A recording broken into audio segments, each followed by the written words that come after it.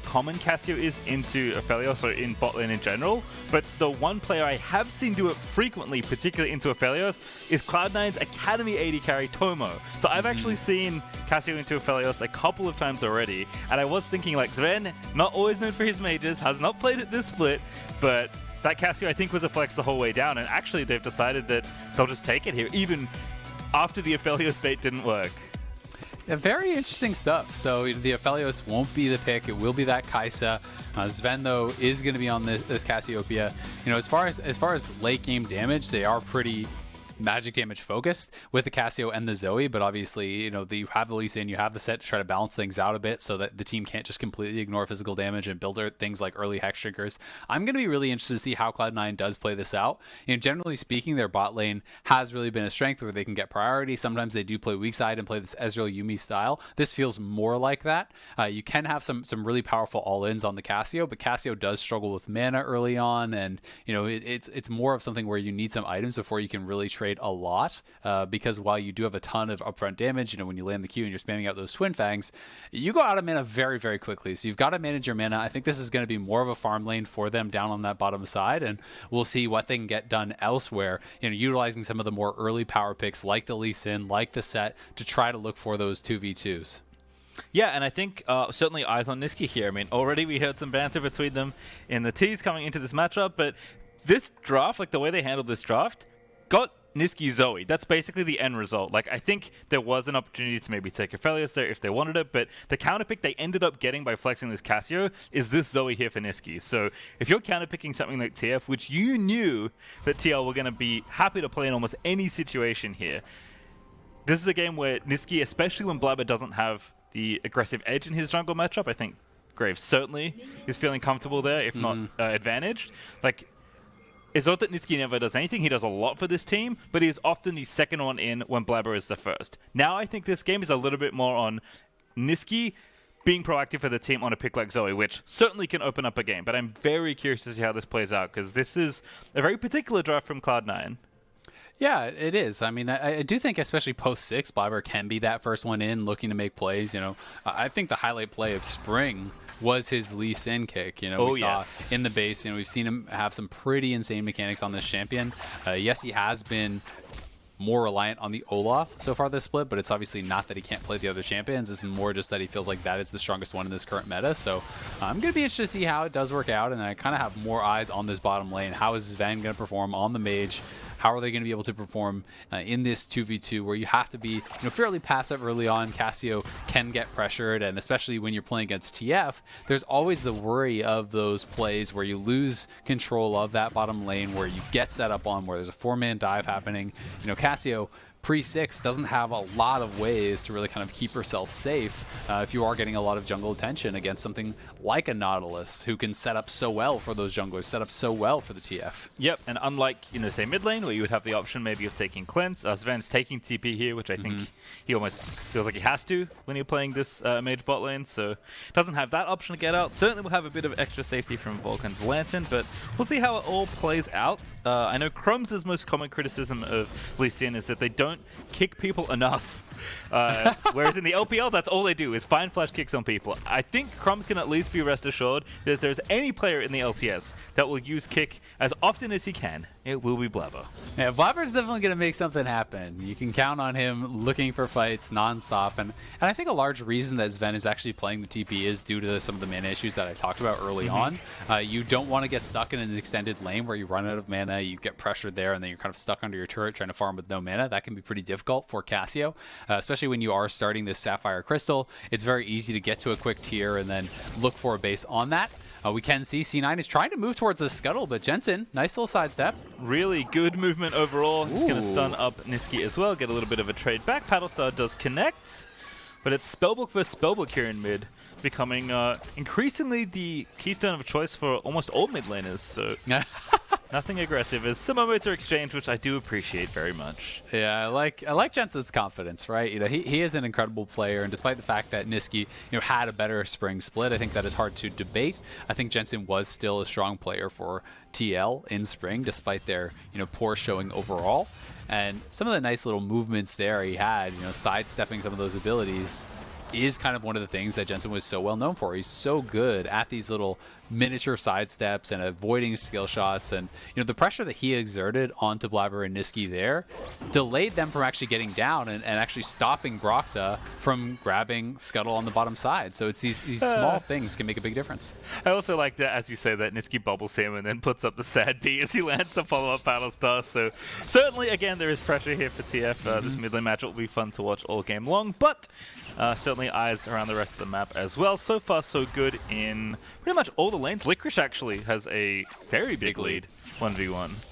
Yep, already more than 2 waves up on Impact, and that is pretty concerning. Yes, Sett can have some of those really beneficial trades. It's really down to the Aatrox of, like, can you actually hit the sweet spots? Can you get yourself in a situation where you're keeping Sett at range and landing multiple Qs in a row? If you can do that, then it can go okay for you. But if Sett can kind of get inside those sweet spots of the first 2 Qs, land those autos into the auto resets with the Q, you really do win those trades pretty heavily in the early stages. Yep, as you can see, this is going to delay the base a little bit there for Vulcan, as Zven is finally going to go back and get much needed mana, as you mentioned earlier. Has the tier and an extra Sapphire Crystal now alongside the Dark Seal. Yep. So yep. Be feeling a lot better. Yeah, I mean, he has a really nice base there because he was sitting on the Sapphire Crystal refillable, so he bought a full tier plus that Dark Seal. This is a lot of mana to work with now for Zven. He is playing Conqueror, so it is more about those extended trades, expecting him to be playing Presence of Mind there too. So, grabbing those kills and assists actually makes a really big difference. And he will be just trying to stack up this tier early and often. As for Cassio, once you have that Seraph's complete, once you get that transform, you can get a lot more aggressive. You really do kind of need that shield as a safety net, especially when you're not playing a defensive summoner and you are kind of more this mid-range style champion, playing against a lot of champions who, when you're attacking, you're going to be in their range of threat. If you're stepping forward and you get gold carded or hooked by CoreJJ, that can be very, very dangerous. So will be key to get that Seraph's done early. Nice early dragon as well from Cloud9. Just take the Infernal off the map. They are always on top of their objective control. I think one of the benefits of having a jungle like Blaber, especially when he's playing something like Olaf, is it just feels like the dragons don't go any other way. Zven and Vulcan also are going to get the lane pushed in, and they've evened the farm up that once was ahead for Tactical. But a pretty quiet early game here, which we're expecting between these two teams. Cloud9 have certainly let off wildly aggressive early games, except when openings are presented to them, but I do expect the pace to pick up. That's, I think, the hardest thing to currently match Cloud9 with right now, is that once they start picking up the pace, they do not relent off the gas. Yeah, I've got to say, I'm a little bit surprised, actually, with how patient Cloud9 has been. I do think given the drafts, that you can expect a bit more of kind of that patient play, of a little bit of a slower game, but, Cloud9, it's funny to say, but by 7 minutes, they're often significantly ahead, right? They're often, like, clearly in the lead, and this has just been a bit of a farm game with TL out to a slight gold lead. So I think Team Liquid is going to be feeling pretty good about their situation early on. Jensen is now 6, so they can start to have the Graves look for invades, knowing that you have the support of this TF. That allows Broxah a little bit more agency to try to invade. Bot lane has pressure, so they're going to move in and try to take away this blue buff, and we'll see if Cloud9 can get anything back on that top side to make it a bit more of an even trade. Blue buff successfully stolen by Broxah, but we'll see if the Rift Herald, which isn't even up yet, so don't worry about that. Still have to wait, as Blaber is just going to counter invade the blue, so he's going to keep up on camps. Fortunately for the mid laners, it means that neither of them are getting blue right now, but I don't think they'll be too worried. These aren't massively mana-intensive champions. No, it's not too bad at this point for them. We can see that Jensen is actually going towards the Rod of Ages. I actually really like this build. Yes, sometimes people do opt for kind of the squishier CDR rush style of builds. Rod of Ages into Zhonya's is kind of the fighting build, as I like to look at it. It allows you enough HP plus the stasis to really kind of use that ultimate aggressively, and it does allow him to really look to kind of function as one of the members that can engage for TL. So gonna be interested to see when he actually gets out and uses that first ultimate, because I do think that they want to be proactive about this and try to attack these side lanes as much as they can. Yeah, Nisqy running back to base with heal actually alongside his clan, so swapped something over from the spellbook already. So maybe anticipating a fight coming up. TP back in from Licorice though. In fact, actually had a very nice trade onto him, but Licorice is going to TP back nice and safe, as Blaber will scout out the Rift Herald that has been started by TL. Q landing on to Jensen. Blaber is level 6 here.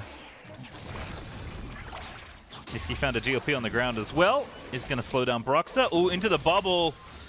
Could be a rough time. Ulti to get himself away. Blaber instantly flashes over. Licorice, so he can't quite combo it. And here comes Impact for Blaber. He finds it. First blood, he will die. The knockup from Impact is going to make sure of it. The flash up for Nisqy's going to get him out, but Licorice can't get out here, and I think they'll just fight instead. The cleanse is going to be popped. They're going to get the ulti in onto Impact, but Nisqy can't actually chase in. Gets the ulti back down. The flash needs to be used, but Impact is actually able to take him down. The Haymaker, really nice as Jensen has controlled this fight wonderfully alongside his top laner, and Licorice is just dead now. TL, they turn it around. Very well fought there by TL. They had the answer with the TF coming up towards the top side, and C9 getting really, really aggressive. I just don't think that they needed to hard commit onto Broxah there. They had already essentially won the fight around the Rift Herald. The Rift Herald was very low, and they pushed Broxah out. So you could actually just take this Rift Herald pretty much for free at this point. You know, Nisqy is able to grab that Hextech GLP. He goes in, lands the slow. When this sleep actually lands, the Rift Herald is yours. Look how low it is. That's like a Q smite, and the Rift Herald is already dead. Instead, they're flashing into the turret, trying to take it down. Blaber takes multiple turret shots, he falls, and C9, are in a potential winning 2v2, but they're in such an awkward spot around this turret that it makes it pretty difficult to fight it out. And Nisqy is having to try to fight through the TF, who is maximizing damage on him to try to get over and finish off Impact. And then Licorice here, knowing he's going to get kited out by the TF, decides to just try to go for that trade kill on Impact, not able to get it, and Team Liquid in a commanding position off of that. They even came back out, grabbed the Rift Herald, so this is going to be a first turret take up on this top side here, and Team Liquid is going to be significantly ahead. You're up at 1,000 gold already, and that's without the extra tower gold that is about to be cashed in as the Herald is dropped. We'll need a couple more hits now, and that is going to be almost enough to get it down. Just half a plate left to try and take away, and more than enough time and damage here for Team Liquid to take the first tower in top lane, collect the maximum amount of plates off of the objective, and all of a sudden that gold lead is up to almost 2,500. Vulcan straight into Impact, he blast cones in. Drake is going to go over Impact, is going to get ultied up by the Thresh. Into the box, he gets hooked. Here comes Nisqy as well. Impact maybe will think twice about looking for this challenge here, as Blaber's just going to kick him. Q lands in, and that's an easy shutdown for Blaber. A little bit silly there from Impact. You already got the turret on the top side for free. Why are you checking by yourself in that position? I think Impact kind of, really just losing track of his position in this game at that point, and gives over a free shutdown. So Cloud9 going to be able to grab a little bit of gold. Licorice trying to defend this turret as well. Flash hook not landing, but that's a nice ult from Licorice. Gonna put CoreJJ back into the tower and force the heal out of Tactical as well. And Licorice gives him the thumbs up as Nisqy's dabbing away to safety. Jensen getting the chase on, but the Dragon finally gonna fall over to Cloud9 as they do pick up a 2-0 lead on that objective. That is very good for them, and they do have good scaling, but I tend to favor the composition, I think, that TL has later on in the game. It's going to really come down to how well Zven can perform. He's kind of the main source of scaling, and in general, it's easier, I think, in these compositions to itemize effectively against some of the magic damage that's coming out of Cloud9 than it is to itemize against some of the damage coming out on the other side from TL, right? When you have Zoe, it's easy to go into things like QSS or a Hex Drinker and be very effective against both Zven and Nisqy. I don't think there's the same easy options for all of the players over on Cloud9, so they are going to have to play it out well. TL having a fantastic early game. This is really the most that I think Cloud9 has been challenged. We saw FlyQuest was able to win some fights early against Cloud9, but they were never really able to secure the gold lead. The one thing that TL does have to really worry about, though, is those stacking dragons. They want to try to put an end to it. It is going to be an Ocean Soul, which is, oftentimes just straight up GG if you give that up. So TL is going to have to choose their moment. Whether it's going to be at 3 dragons or 4 is up to them. But, if you give the 3rd dragon over for free to Cloud9, then you're depending on Blaber just not even stealing one or a pick, not meaning you give it up at any point in the game. So I do want to see TL try to challenge at this next dragon. Yeah, and even though the gold lead has diminished a little bit, it's only 1,000 gold up now for Team Liquid. Stakes are very high in this game. Not just tying for first for Team Liquid, but whoever is the first team to take down Cloud9, but get some sort of ceremony. Like, this team has looked unbeatable, even this early on to the summer split after having such a strong spring.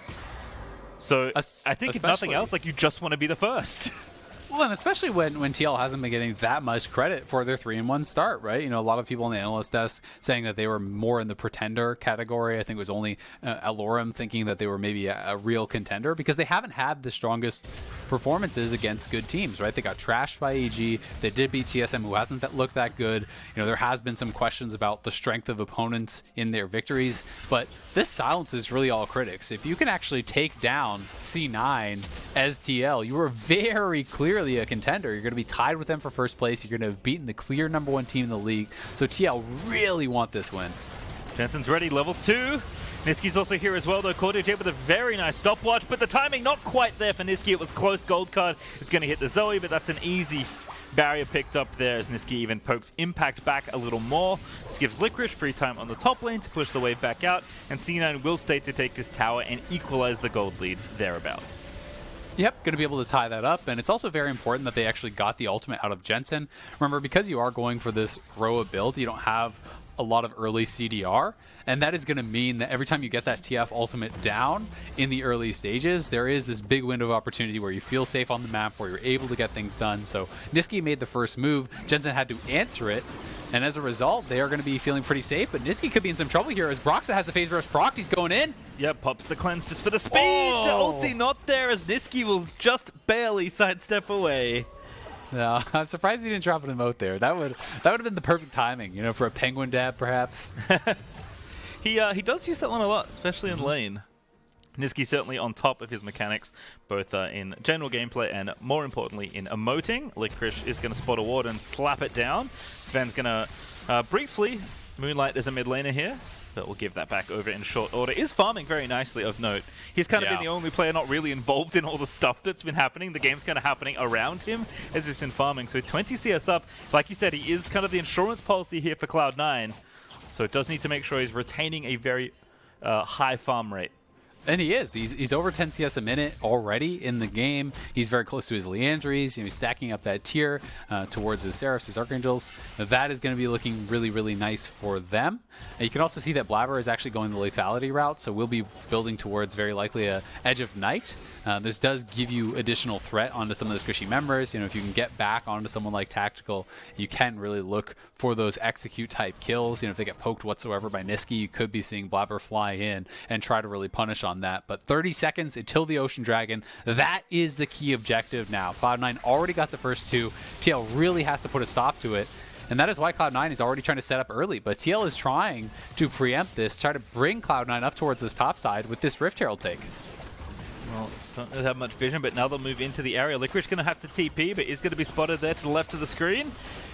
TL, though, I think they wanted to fight here. They do get the stun onto Vulcan. Hook lands as well from CoreJJ, and Tactical's able to take him down, but Cord also low. The supports will not be traded off just yet as Licorice haymakers in, but he just can't fight all the carries. Splashes out, though, stays safe as the Graves ulti's not enough, and now Impact gets picked up by the Paddle Star.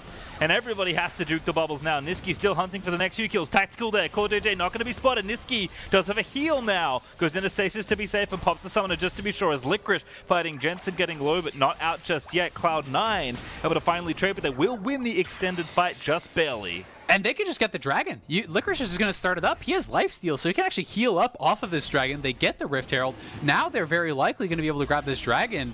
But you need Lee Sin to come down. Blaber, you can't recall now. Broxah could still be out on the map. Both junglers actually don't have Smite, but I really doubt that either one has been tracking or is able to track how many Smite charges there are. I don't think Broxah is even going to try to steal it because of that, except with ultimate, which isn't even available. So there's no point for him to go in. That's going to be an easy third dragon for Cloud9, and they are now at soul point off of a pretty dominant fight over by that Rift Herald. TL decides to kind of bet a lot on that Rift Herald fight instead of waiting for the dragon and looking to fight there, and they lose on both sides. You lost both objectives. You were down in the kills. Cloud9 is now soul point, pretty much caught in gold, and Cloud9 is just showing their resilience, showing how difficult it really is to put this team to bed. They just always are going to be relevant in these scraps where they have such good individual players who are so scrappy.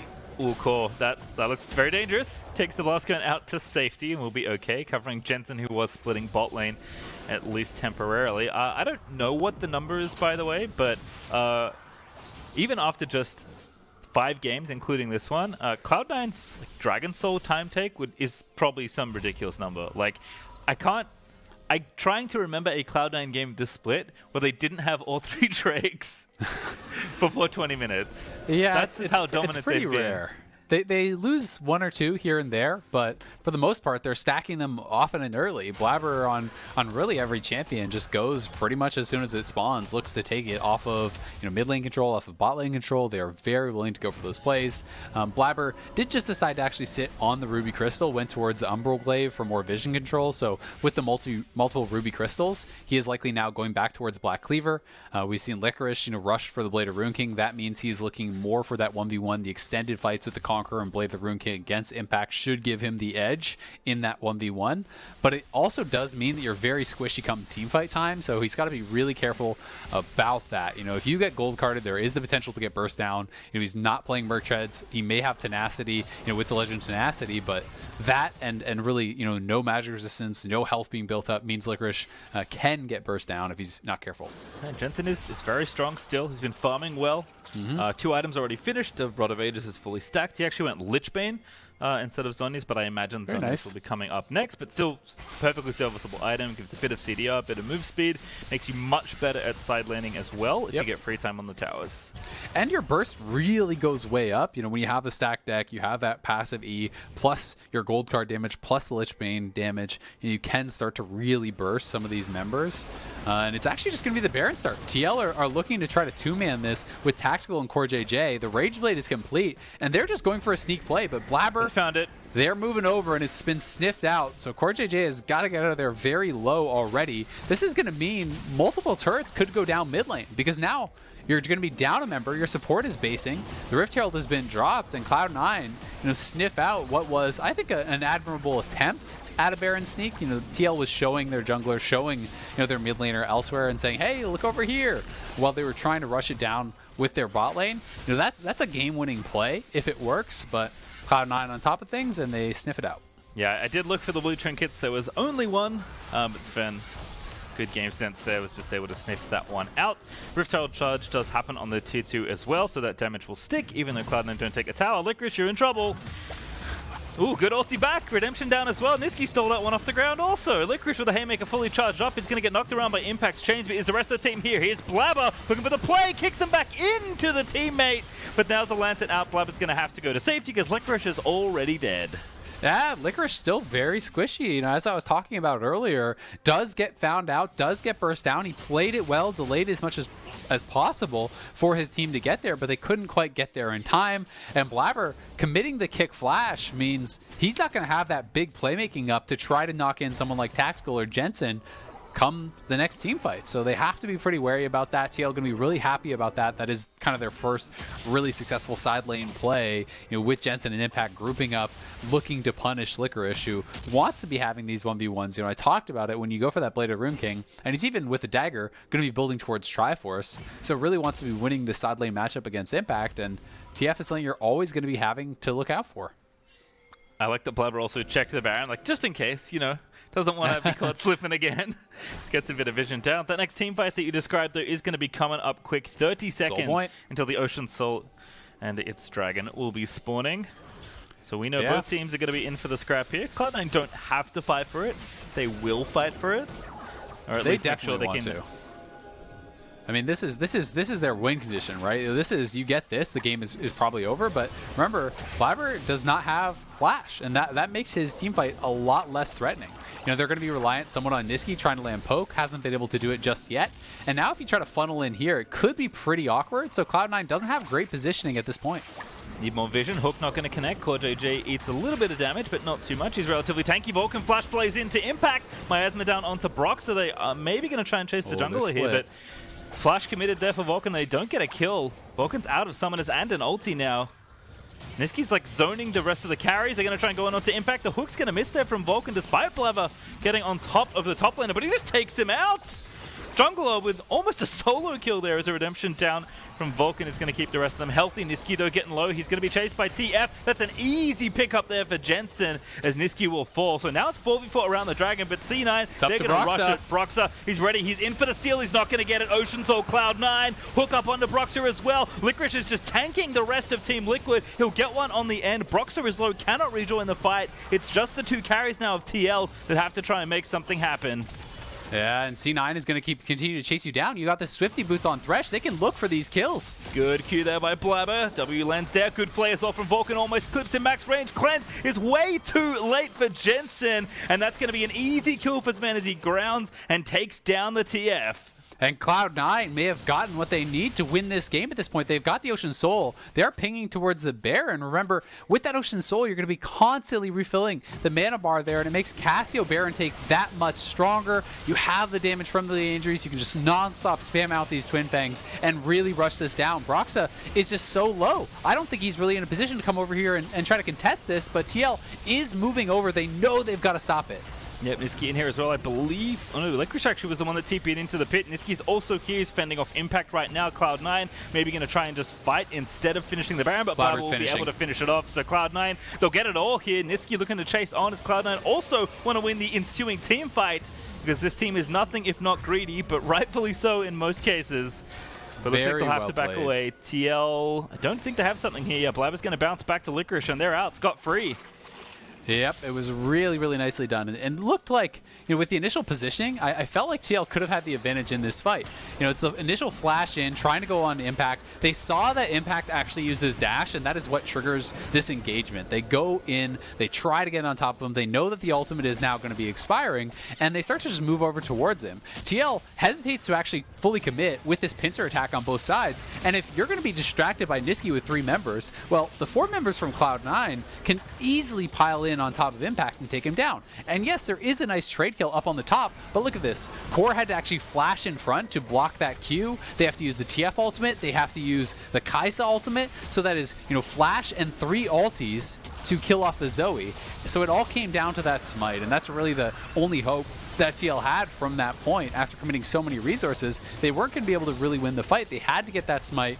Blaber nailed it. Broxah was not able to take it away. And in the ensuing play, they lose not only the Ocean Soul, they lose the Baron. And we know how damn good Cloud9 is at closing out games once they get the Baron. And generally speaking, it only takes them 1.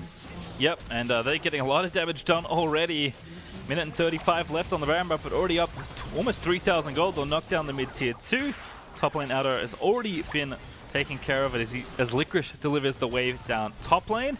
As Cloud9 look to rotate over, and they'll take that one nice and easily. We'll see if TL can protect an inhibitor tower. That tends to be a win, but like you said, Cloud9 don't take much with their first Baron to finish off the game. So the likelihood of TL defending one of their inhibitors seems low. Yeah, we'll find out. I mean, the siege isn't the best. It's kind of pretty reliant on poke here from Cloud9. If they can land the poke, they can move forward. But you don't have a lot of long-range auto attackers to actually be able to knock down these towers. So we'll see if they can hang on. And Cloud9 also, I think, has a lot of gold to spend. Licorice has the same items that he did when he actually died top lane. So he has a ton of gold. Poke doesn't land, but Nisqy's just peppering the poke in, trying to zone off the rest of them. Inhibitor tower's going to break. TL will see if they want to defend the structure past it. Redemption is down. Decent ult there for Broxah for a bit of poke, but Cloud9 will continue again. Between the Redemption and the Ocean Soul, they don't really need to stop their siege. And they'll just let the Baron up cannon minions do the work there. Impact does find a knock up, but Blaber bounces away, and Cloud9 get what they came for. Take the inhibitor and get out.